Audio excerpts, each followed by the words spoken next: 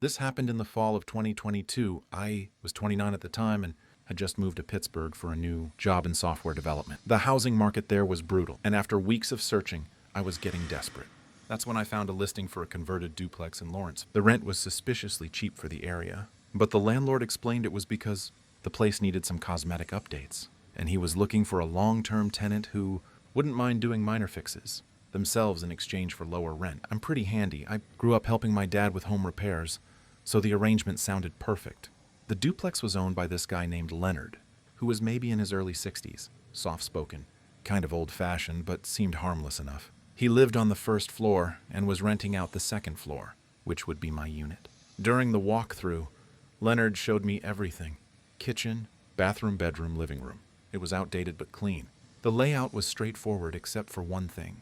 There was a door in the kitchen that Leonard said led to the basement. He mentioned that the basement was shared space and that he used it primarily for storage in his workshop. He asked that I not go down there unless absolutely necessary, and if I did need something from down there, to please let him know first. I didn't think much of it. Plenty of landlords are particular about their storage spaces. I told him that was fine. I had no reason to go into a basement anyway. I moved in the first week of October.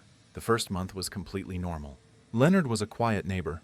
I barely heard him moving around downstairs, which was nice because my last apartment had paper-thin walls. We'd run into each other occasionally when I was coming or going, and he was always polite. He'd ask how I was settling in, if I needed anything, that kind of thing. The only thing that struck me as slightly odd was that Leonard kept very specific hours. He'd leave the house every morning at exactly 7:45 a.m. and return at exactly 5:30 p.m. I know this because I work from home most days, and I started noticing the pattern. He was never early, never late. It was clockwork. Around mid-November, I started hearing sounds at night. Not from Leonard's unit, from below me, from the basement. At first, it was just occasional creaking, which I assumed was the house settling or maybe pipes expanding and contracting. Old houses make noise. I grew up in one. But after a few nights, the sounds became more distinct. It sounded like someone was moving furniture. Heavy dragging sounds followed by loud thumps like something being set down. This would happen around 11 p.m. and sometimes go on for an hour or more. I texted Leonard about it one morning, casually asking if he'd been doing some reorganizing in the basement. He replied saying he hadn't been down there in weeks and suggested maybe it was sounds carrying from a neighboring house. That explanation didn't sit right with me. The sounds were clearly coming from directly below my kitchen, but I let it go. I didn't want to be the annoying new tenant complaining about every little thing. A week later, I was up late working on a project deadline. It was around 1 a.m., and I was in the kitchen making coffee when I heard something that made me stop mid-pour. It was a voice, muffled but unmistakably human. It sounded like someone was talking, and then there was a pause, and then the voice again. It almost sounded like one side of a conversation. I stood completely still, listening. The voice continued for maybe another minute, and then it stopped. I grabbed my phone and almost texted Leonard, but then I realized how insane it would sound. "Hey, I think I hear voices in your basement at 1 a.m. He'd probably think I was losing it. Instead, I went to the basement door. I'd never actually opened it since moving in. I stood there with my hand on the doorknob listening. I could hear something, faint but present. It sounded like a low hum, maybe mechanical, like a space heater or a dehumidifier running. I didn't open the door. I went back to my desk and tried to focus on work, but I couldn't stop thinking about it. The next day I did something I'm not proud of. Leonard left for work at his usual time, 7:45 a.m. At 8 a.m., I went downstairs and tried the basement door. It was locked.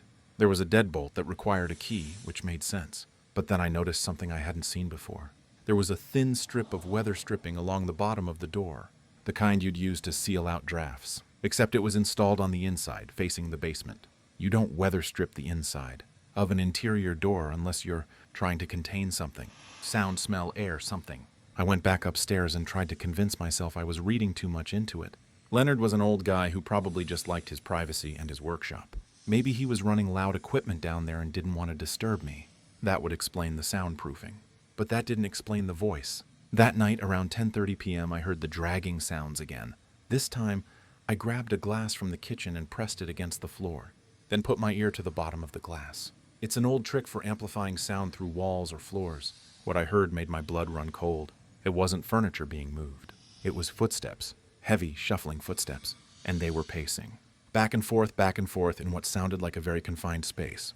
And then I heard it again, the voice. This time it was clearer. It was a man's voice, and he was saying something that sounded like please over and over again.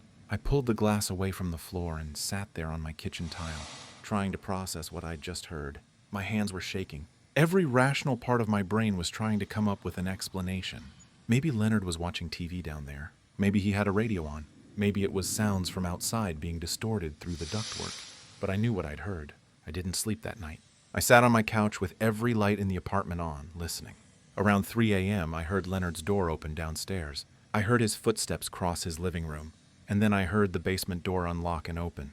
There was a brief moment of silence, and then the door closed again, and I heard the deadbolt slide back into place. Leonard's footsteps retreated back into his unit, and then everything was quiet. The next morning, Leonard left for work at 7:45 like always. As soon as I saw his car pull out of the driveway, I went downstairs.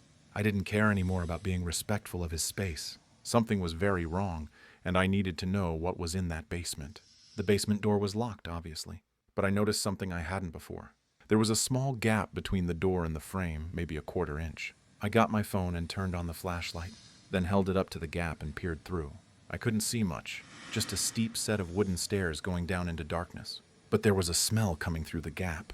It was faint but distinct. It smelled like sweat and something else. Something sour and organic that I couldn't quite place. I stepped back from the door, and that's when I noticed the cameras. There were 2 of them, small and black, mounted in the corners of the ceiling in the downstairs hallway. They were positioned in a way that gave a clear view of the basement door. I don't know how I'd missed them before. Leonard was watching the door, or watching for anyone trying to open it. I went back upstairs and immediately started searching for a new place to live. I didn't care about the lease or losing my deposit. I needed to get out of that house. But I also knew I couldn't just leave without doing something.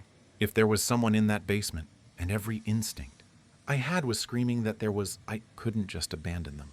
I called the non-emergency police line and tried to explain the situation. I told them about the sounds, the voice, the locked basement, the cameras. The operator was polite but skeptical. She said that without evidence of a crime, they couldn't enter the property. She suggested I talk to my landlord about my concerns, which was obviously not an option. I hung up feeling helpless and stupid. What did I really have? Sounds through a floor, a locked door, cameras in a hallway. None of it was illegal. That night I heard the sounds again, but this time there was something new. There was banging, not loud but rhythmic. 3 knocks, pause, 3 knocks, pause. It went on for almost 10 minutes. Someone was down there and they were trying to signal. I grabbed a broom and hit the floor 3 times in response. The banging from below stopped immediately. There was a long silence and then it started again. 3 knocks. I knocked back. 3 more knocks from below. We went back and forth like that for maybe a minute, and then it stopped. I stood in my kitchen, breathing hard, trying to figure out what to do. That's when I heard Leonard's door open downstairs. I froze. I heard his footsteps cross the floor, heard the basement door unlock. There was a pause, and then I heard his voice. He was speaking quietly, too quiet for me to make out words, but his tone was sharp, angry. Then I heard the other voice, the one from the basement. It was clearer now, and it was begging. Please, I won't do it again. I'm sorry, please. The basement door slammed shut. The deadbolt clicked. Leonard's footsteps returned to his unit. I didn't wait. I called 911. I told them I heard someone screaming for help in my landlord's basement. I gave them the address. The operator said officers were being dispatched and to stay on the line. It took maybe 8 minutes for the police to arrive, but it felt like an eternity. I watched from my window as 2 patrol cars pulled up. I went downstairs and met them at the front door. I explained everything as quickly as I could. The sounds, the voice, the knocking, what I'd just heard. One of the officers knocked on Leonard's door. Leonard answered almost immediately, calm as ever. He invited them in without hesitation. The officers asked him about the basement. Leonard said it was just his workshop and storage. He offered to show them. They followed him to the basement door.